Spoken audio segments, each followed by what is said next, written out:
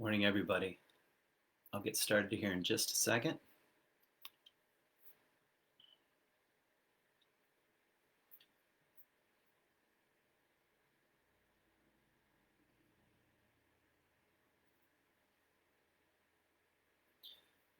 Okay. Good morning, C3 people. Good morning, Instagram people. Wow, what a week it's been. And welcome to our now weekly C3 talk. And C3 is a spiritual community in West Michigan. If you don't know, we meet in Grand Haven ordinarily, though we've been meeting online since March. Check us out. Check us out when this is over. Check us out now. Um, we're a values-based community, and I'm going to say something about some of our common values sort of at the end of this talk, because they ring true right now, and they feel more like a calling than something we proudly hold, but something that can pull us forward. So I'll say something about that at the end. And it's been a hard week. And maybe I just want to start off by saying I feel heartbroken. I feel sad. Um, I feel disturbed, and I've felt disturbed. Maybe we all have for the last couple of months, just in terms of what is happening in the world and um, how thin our systems of safety and security and health and social status and the economy are, how thin. And I've been feeling that kind of anxiety, that kind of nervousness, that kind of stress.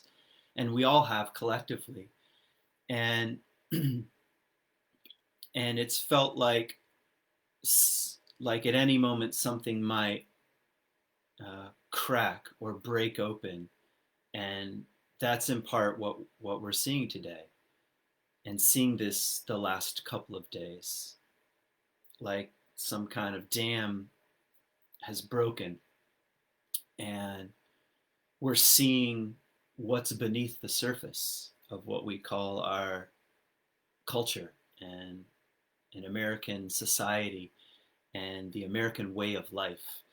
And I don't know, it's humbling and it's difficult to talk about. And I'm concerned. I'm concerned about the future. I'm concerned about being an American. Uh, and I'm also recognize I'm speaking as a white male. And and it's hard to know what to say. So I feel I feel that the tension that I often feel like, which is something like a responsibility to try to say what's true. That's what I try to do as a teacher and as a writer. I try to tell the truth. I don't always tell the truth, that's for sure. I get things wrong. I'm working on a new book, and I have a chapter, a little section of a chapter where I essentially argue with myself in my from my previous book. And I don't know, there's something that's just true about that. So anyway, I feel the tension of wanting to tell the truth as best I can right now, with the limited vision I have, and maybe also saying something like, I don't know what that is. And my perspective is not the only perspective.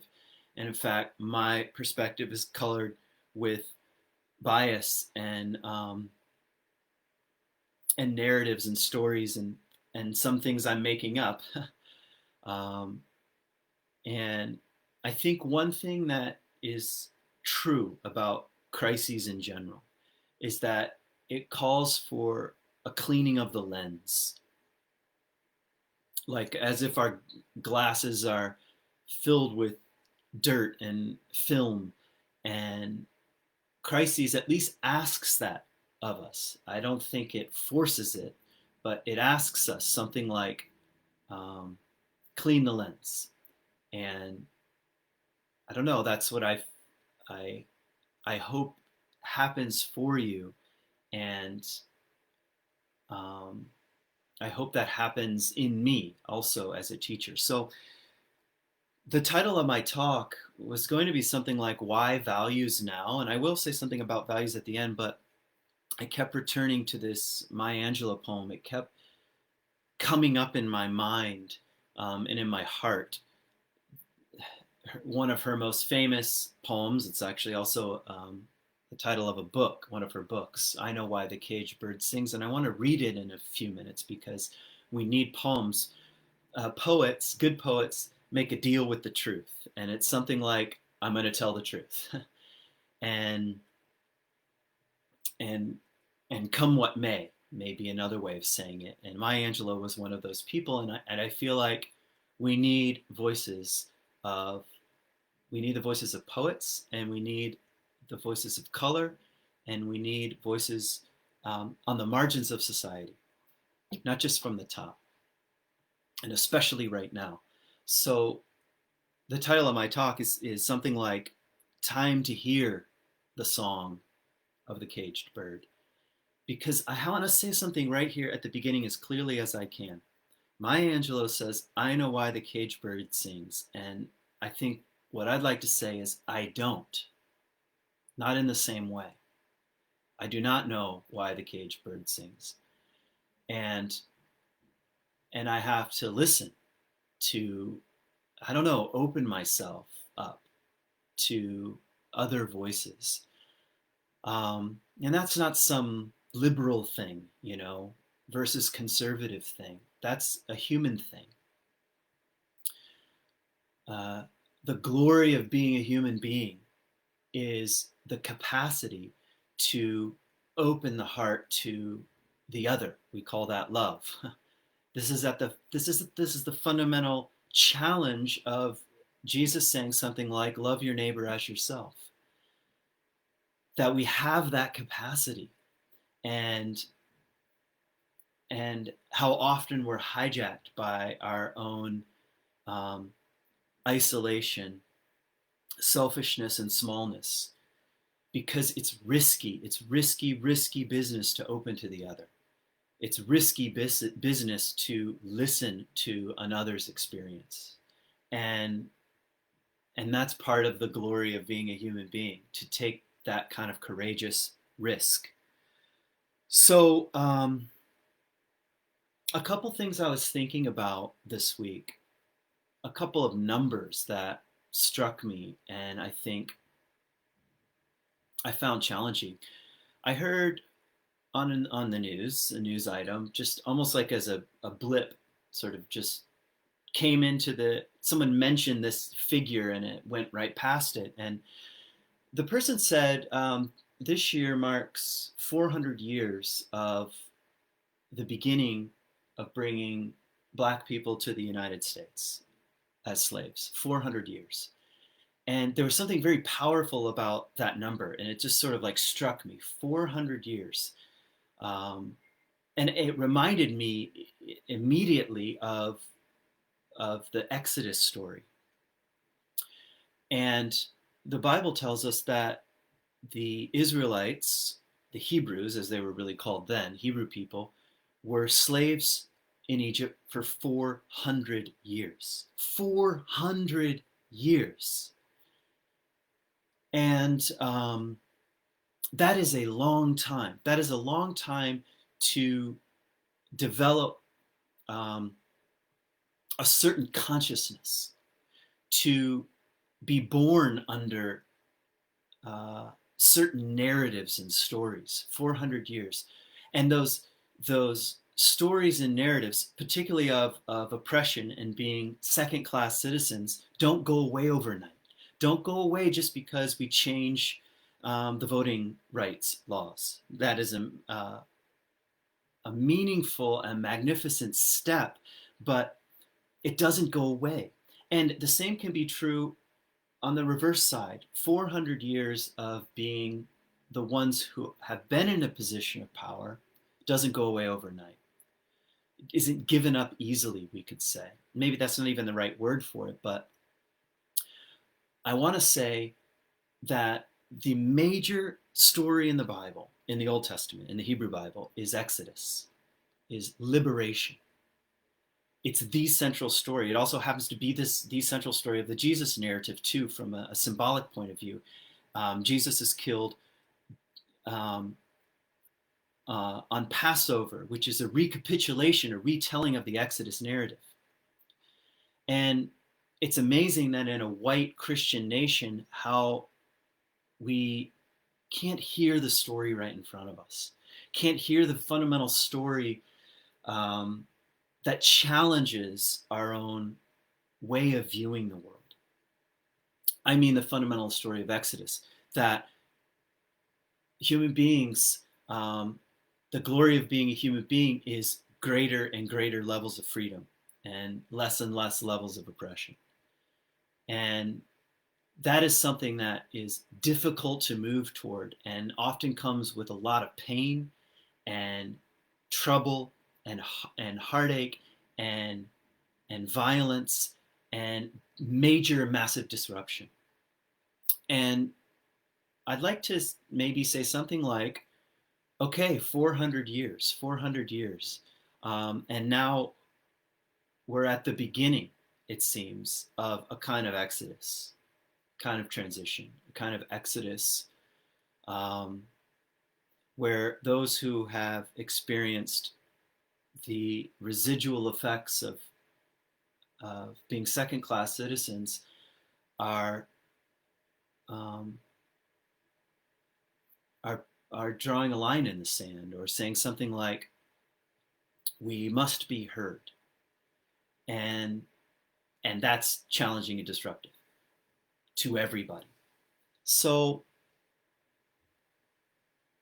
the other thing I might want to add here is the last few weeks,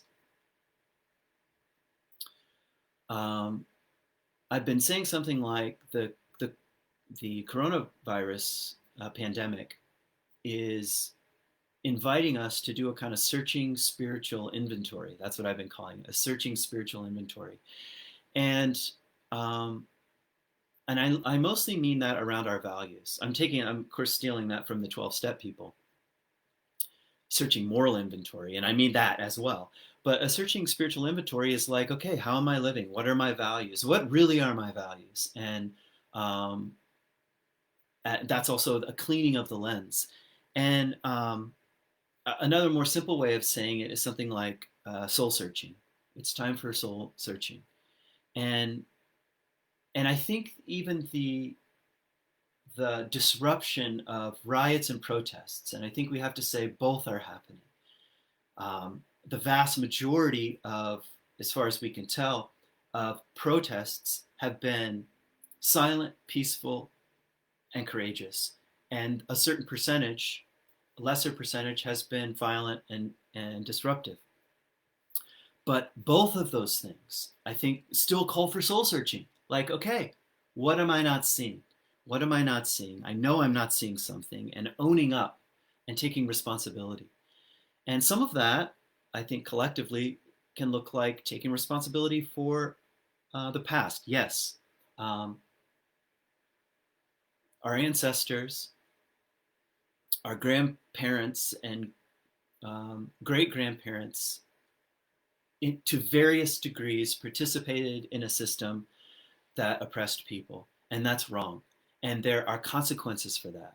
And such an oppression went on for 400 years. So there's a lot to own up to. And again, owning up to is not, it's not like, let's just issue an apology. It's something like an ongoing process of continual examination. That's what I mean by searching spiritual inventory. And as I was kind of trying to do my own this week, I realized how little I often listen to voices of color, and I can own that. I'm always quoting Carl Jung and Joseph Campbell, both white guys, and I don't apologize for that. It's part of um, it's part of what rings my bell and draws me in. And I think these are two very important people. Um, but I have to take some responsibility, is what I'm saying, for listening to voices on the edge, and and that's in part I learned from my own Christian background that the Bible is bent toward the voices of the poor, the widow, the alien, and the oppressed. And society, and this is the prophetic mandate of the entire Hebrew scriptures, that society is judged by how it treats the poor, the widow, the alien, and the oppressed. Period. That's a period. That's not a non-negotiable in terms of um, the Judeo-Christian heritage that we almost cannot hear anymore. That's how distant we are from such a radical perspective. So, am I taking responsibility to hear the voices of the poor, the widow, the alien, and the oppressed? And I have two examples of that. I want to read Maya Angelou's poem right now, I Know Why the Caged Bird Sings, and I want you to try to hear it and ask something like, what can I hear? Um, and I want to tell a short story about that I heard from a Hispanic woman this week. So first, the poem. A free bird leaps on the back of the wind and floats downstream. A free bird leaps on the back of the wind and floats downstream till the current ends and dips his wings in the orange sun rays and dares to claim the sky. But a bird that stalks down in his narrow cage can seldom see through his bars of rage. His wings are clipped and his feet are tied, so he opens his throat to sing. The caged bird sings with a fearful trill of things unknown, but longed for still. His tune is heard on the distant hill, for the caged bird sings of freedom. The free bird thinks of another breeze, and the trade winds soft through the sighing trees, and the fat worms waiting on the dawn bright lawn, and he names the sky his own. But a caged bird stands on the grave of dreams. His shadow shouts on a nightmare scream. His wings are clipped and his feet are tied, so he opens his throat to sing. The caged bird sings with a fearful trill of things unknown, but longed for still, and his tune is heard on the distant hill, for the caged bird sings of freedom. And right now, that tune, that song is I Can't Breathe. I Can't Breathe is the tune and the song of the caged bird. Right now, at the end of May in 2020, in America. And it's about opening up our ears to hear such a tune that I think is the primary invitation for people like me, white, privileged males in the United States of America, which I love. Um, and I want to tell a story also here. So I heard this week from a Hispanic woman the following sort of insight that I want to pass on. And she was musing Um, that this week we celebrate Pentecost in the Christian calendar, that is. And Pentecost is the giving of the Holy Spirit. That's the primary story. And it's an incredible symbol that goes back to Sinai and all the way back to Genesis. And I might say something about that in a second. I just want to speak about it from a symbolic point of view. This is what it says. And God breathed on them and gave them the Holy Spirit. Now listen to those words. It's saying something like the fundamental mystery of life, the divine, is about the breath of life. And in contrast, on this week, when the entire Christian nation is supposed to be celebrating the breath of life, what we're seeing is the robbing of life in the very throat of a human being, of a black man pushed down on the ground, saying, I can't breathe. Think about the polls there. What a challenge. What kind of world do we want to imagine in the future?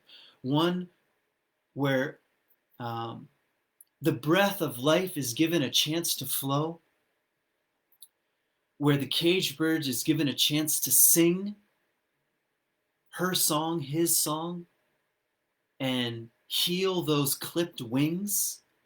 What kind of world do we want? And the other thing I might say just about the Pentecost story is that if we roll back the clock all the way back to Genesis, the symbol of life is God breathing on human beings. And that's saying something like human life is sacred. Human breath is sacred, regardless of skin color and socioeconomic status and zip code, ethnicity, religion, or lack of religion.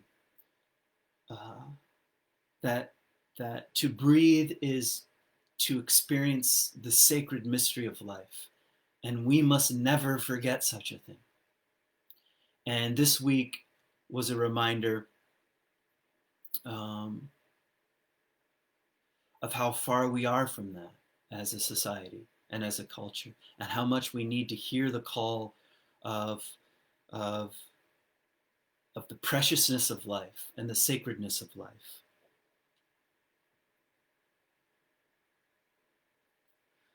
So maybe that's all I want to say today. Maybe that's all I can say today, as I'm trying to put my ear to the tracks again, and to say in a humble way, what do I need to hear? What song do I need to say yes to?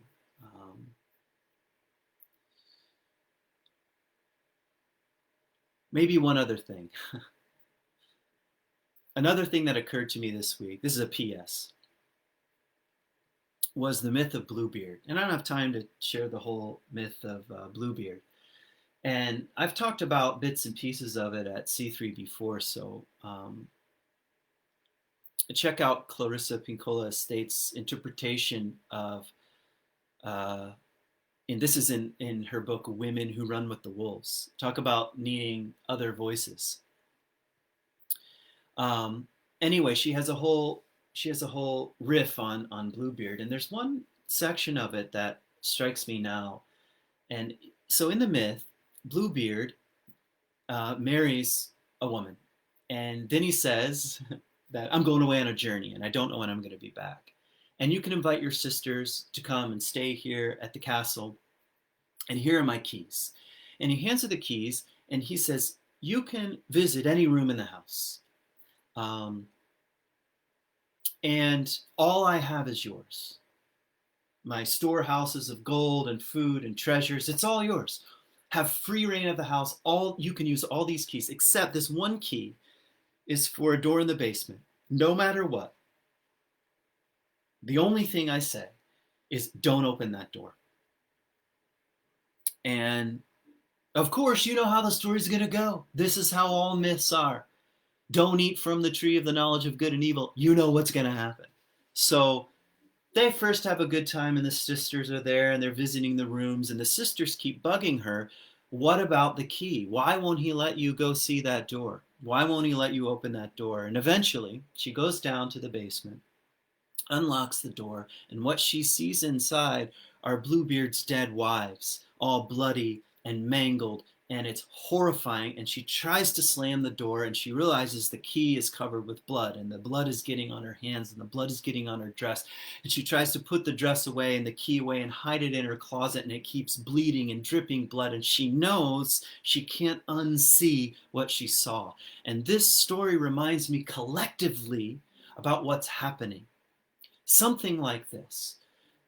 The story of the United States of America, as complicated as it is, there are a lot of rooms, and there are a lot of treasures, and there's a lot of gold, and there's a lot of wealth. But in the basement, there are rooms, and there's a room that tells us the truth, that no matter how shiny our gold is and how fancy our rooms are on the surface, it was built on the backs of the oppressed. We know that. It's not a liberal conservative statement. Everybody knows that. And once you unlock that door, it's gruesome, it's bloody, and you can't wash off the blood. And the story, at least in this collectively, to me is saying something like this. We can't wash it off. It's time to own up. We can't put it away in a wardrobe and hope it will all go away. We actually have to turn toward the horrifying thing that we don't want to see. That's what the story, I think, is suggesting.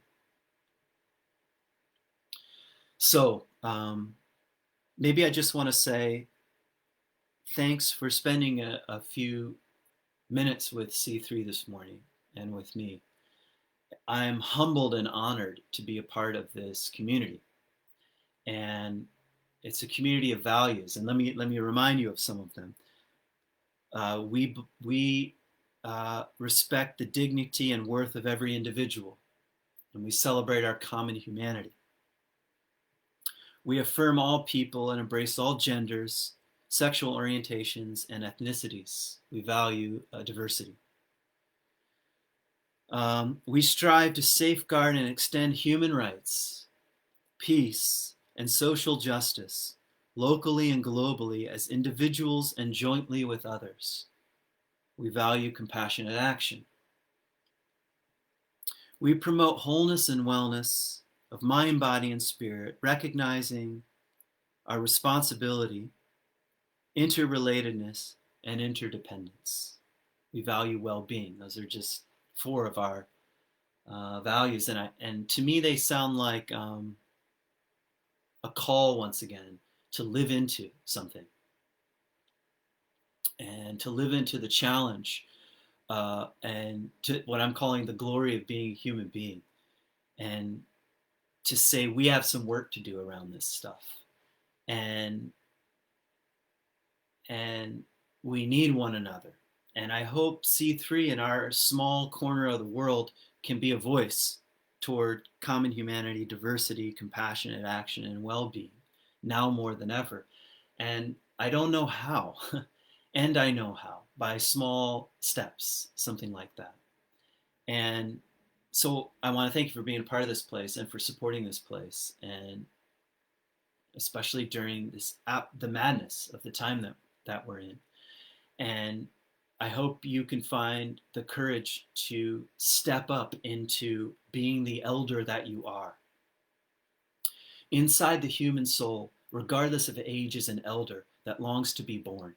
And right now, I look at the political leadership. Most of it knows very little of the archetype of the elder.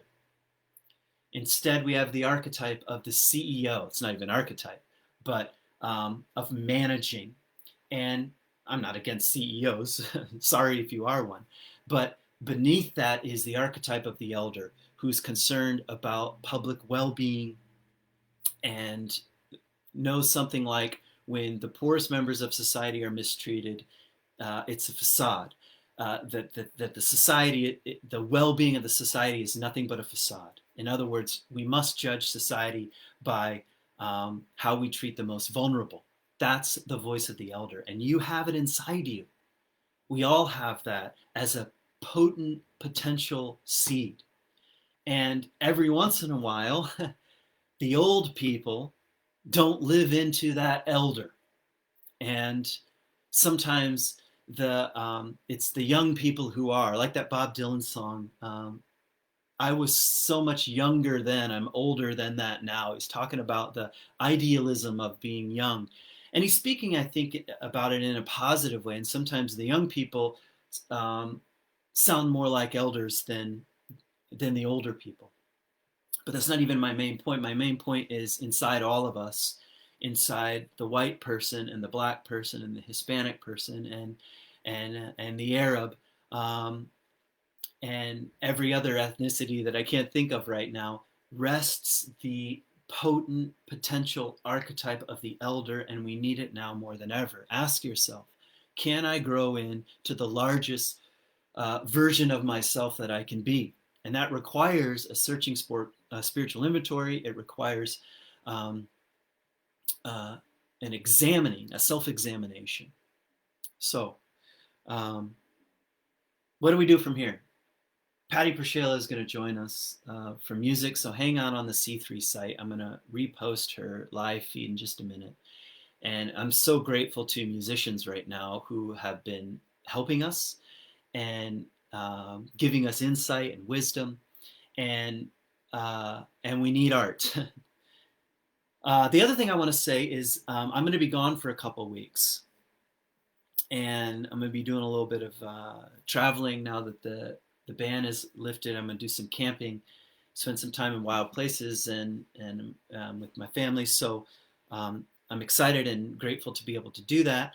And we have some amazing guests. Next week we have Fable the Poet. He's the Grand Rapids Poet Laureate and a poet of color, and I think timely right now. You're not going to want to miss it. So that's next week.